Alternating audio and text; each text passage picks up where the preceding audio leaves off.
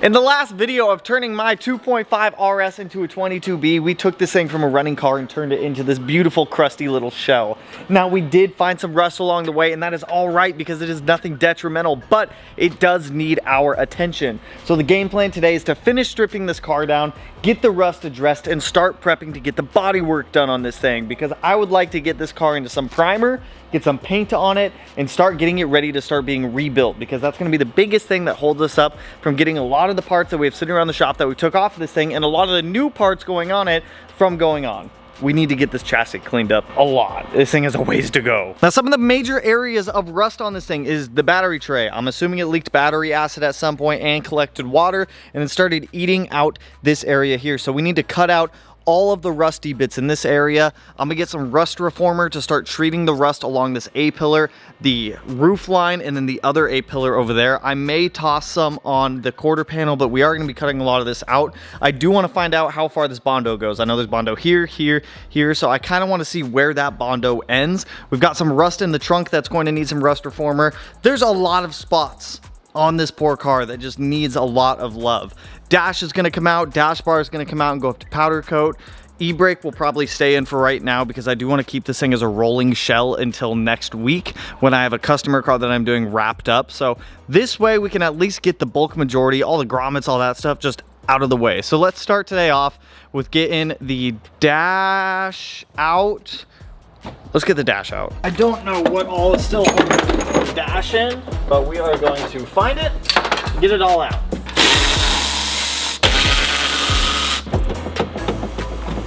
The dash all feels loose right here, but over here it doesn't. Come on, there we go. There's gotta be something I'm missing here.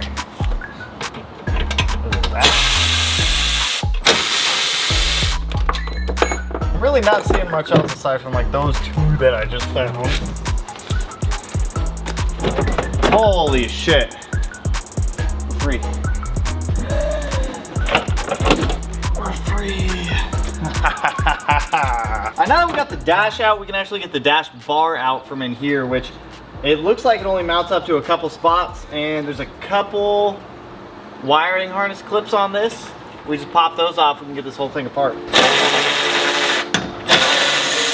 Once we get this dash bar out, I can actually take this up to Ben and have him strip it, powder coat it for us.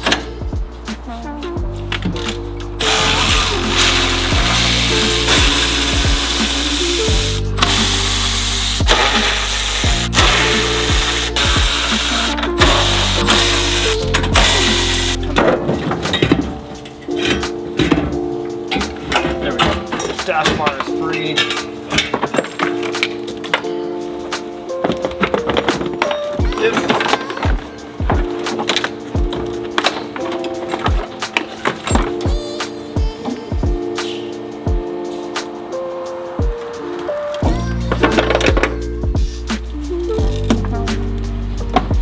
Garbage.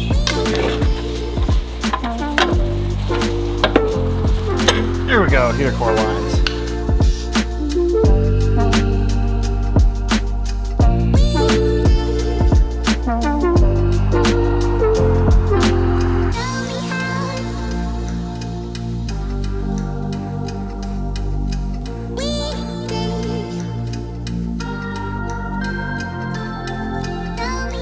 Interior is all stripped out at this point. I'm trying to do it so that way the light kind of shows it, but dash is out, dash bar's out, everything on the firewall's off. I started taking some of the sound deadening off because it's actually just so crumbly and so old that it just kind of comes off. So I am gonna grab some dry ice to kind of wrap the rest of that up, but I want to jump on this area right here real quick and try to clean this up. So I'm gonna grab a stripper disc, strip off all the paint in this area, kind of clean up a lot of this rust going up this A-pillar here, and then hit all of this with a Vapo Rust. Same thing with the A-pillar on the other side over here, just to start cleaning this up, because I know these are gonna be our most problematic areas, are these A-pillars, especially this one over here on the driver's side. While it is usable and it is savable, we have some definite cleaning up to do. So I'm gonna grab a mask, some gloves, all that stuff, and we're just gonna start going to town on this rust. It is definitely salvageable, but it just looks so nasty and I wanna clean it up.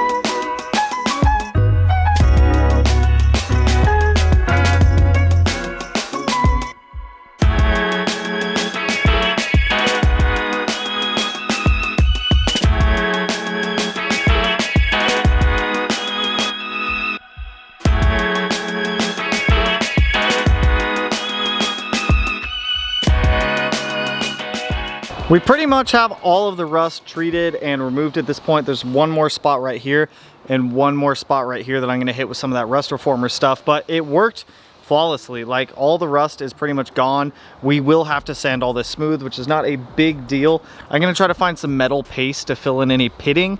Up here, I debated and I tried to just quickly weld something in here, and that's just not the right way to do it, so I knocked that back out. But all of the rot from the battery tray is removed. The other A-pillar over here is looking good as well. Like this, I feel like I don't need to put any more on. There's a couple more spots I'm just gonna touch real quick right there. I've been using this Permatex rust dissolving gel, and honestly, I'm gonna link this stuff down below because it works so well. I tried using Evapo Rust and some other stuff, and that stuff seems to work way better for curing up and like kind of like removing and killing the rust. You do need to hose it off and rinse it off or wipe it off after about 10 minutes, but overall that stuff just works freaking awesome. Like straight awesome. So with most of the rust treated at this point, we can actually start cleaning up the body. Now, when I did this on the RX-7, I did this in chunks. I did the engine bay, then I did the interior, and then I did the exterior. And I think this time on the RS, I'm gonna do the entire shell as one, and then come back and do the body panels, and then we'll do the undercarriage. I think that's gonna work a little bit better for us. Maybe, I just wanna prep it right now. We're probably gonna do the underside before we paint this thing because that seems to make no sense, but we still need to prep this thing for paint, which is a lot. We need to remove all the old seam sealer. We're gonna re-seam seal it all just like we did on the RX-7. So, fuck dude, I think we start on body work as much as a wire wheeling and grinding and removing interior sound deadening. This is the worst part of the rebuild in my opinion, but we gotta do it, so let's get to it.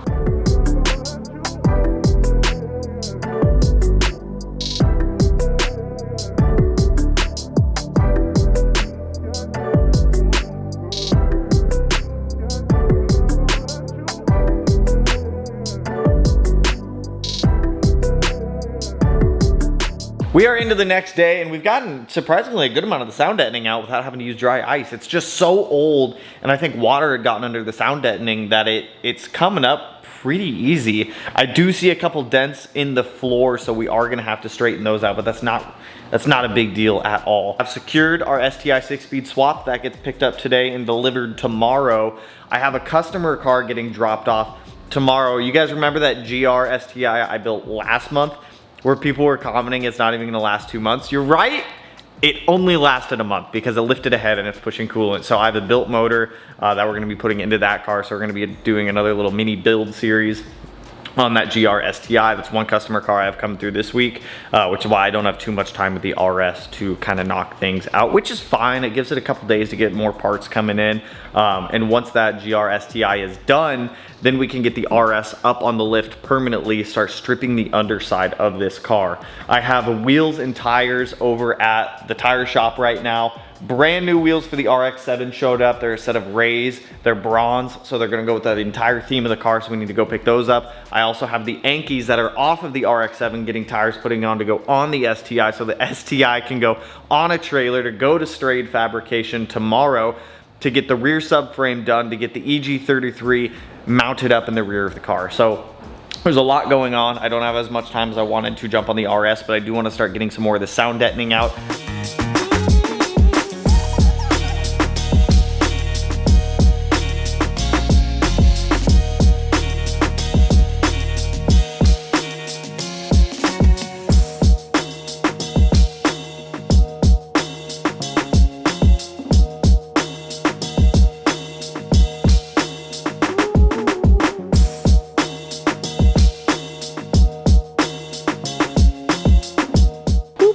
So we almost have all of the sound deadening out of the RS, but I had to go and pick up the wheels and tires for the FD and for the STi. Since the STi gets loaded up on the trailer in the morning, it's been sitting on jack stands for like, I want to say a month and a half. It's been on jack stands for a while. So I think you guys, if you guys watch the FD series, I think you're gonna like this wheel choice for that car. We got a set of Graham Light 57 CRs in the most similar bronze finish I could find to match everything in the engine bay. I think this is really gonna kind of tie the entire car together. When the hood's open, you'll see that the actual like finish of the wheels matches the finish of the engine bay. Like I said, if you watch the FD series, you'll know we did so much stuff in this bronze color. And it's kind of cool because 57 CR, 57, I think these are DRXs though.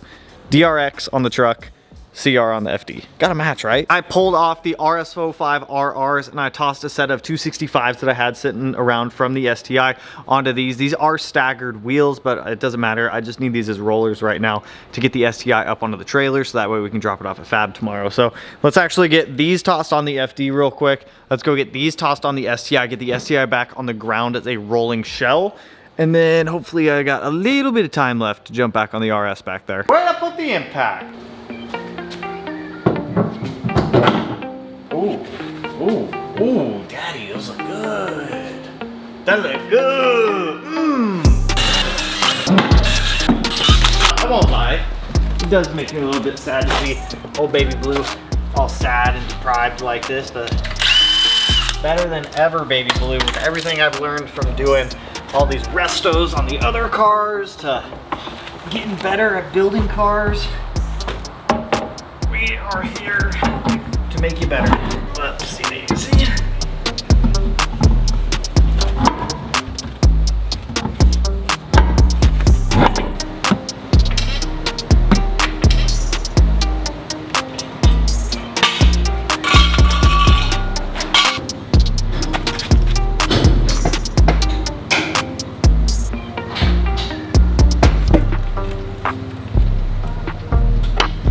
We've got a set of rollers on the STI for the time being. Those R-STi will work perfectly just to get it on the trailer, get it over to Fab. So you guys will see more on that car in the future, probably once it comes back from Fab. If I get any like photos or anything while it's at Fab, I'll definitely keep you guys posted. But for now, I got a little bit more time to go jump back on the 2.5. Oh God, sat on something sharp. Oh, what the fuck is that? Ew. A dead beetle. Oh, the whole headliner came down the floor. There we go. There we go. Seal or trim piece. I might want to keep it. Oh, ah! Yeet!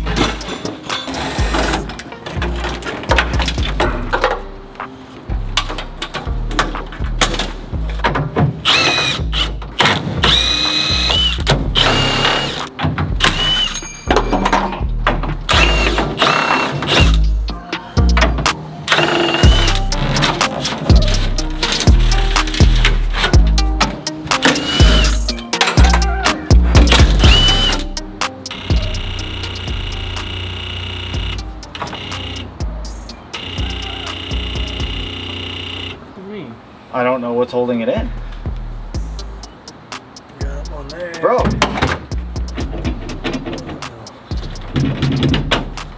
Yeah, this one needs to come off. It's still, it is. Oh, it is. And the motor's seized and I can't open it. I'm actually bamboozled. I'm flabbergasted right now. What's that? Grab that sledgehammer. Give the sunroof a couple whacks. Yeah, give some left tap. Yeah, see, there we go. That's it.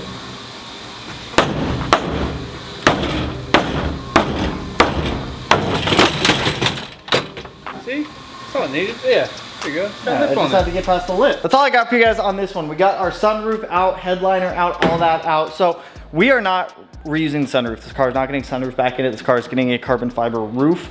I was talking to the guys next door, and what we might do is weld in the sunroof into here, get it all perfectly smooth, and then make a mold off of that roof for a nice carbon roof on this thing. If carbon roofs are something that you guys might be interested in for the GC8, the GM6, the GM4, any of that stuff, any of this generation that's either sedan or coupe, let me know down below because we could do a group buy if that's something that you guys might be interested in. It would be full carbon, no fiberglass included or anything like that. They're doing the wing for the RX-7. They do really awesome work. So if that's something that you guys actually might be interested in purchasing, we'd probably do 10 of them. Let me know down below and we can set up a group buy in the next like month or two and get a mold made off of this thing. But with that, that's all I got for you guys on this one. I apologize for it being a shorter video, but we still made good progress on the RS. Like I said, this will be sitting for a couple of days while I do a customer vehicle. R-STi goes to fab. We had to do wheel roulette, so it was a lot of all over the place in this video, so I do apologize. But I'm excited for this car. I've been wanting to build one of these for such a long time, and you guys seem pretty hyped about it also. So with that,